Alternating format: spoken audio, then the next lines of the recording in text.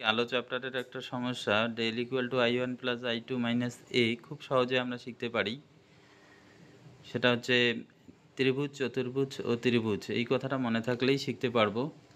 যেমন ত্রিভুজ M Q আর থেকে পাই, যারা বহিস্থ কোণ অন্তস্থ বিপরীত কোণ দ্বয়ের সমষ্টির সমান, সেই চ্যুতি কোণ del equal to M Q R plus M R Q.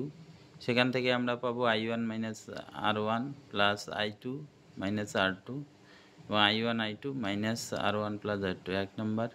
চতুর্ভুজ এ কিউ এন আর থেকে pi A plus Q N R equal to 180 degree. চতুর্ভুজের বিপরীত কোণ দ্বয়ের সমষ্টি 180 ডিগ্রি। এবং শেষে ত্রিভুজ কিউ এন আর থেকে pi r1 plus r2 plus Q N R 180 degree.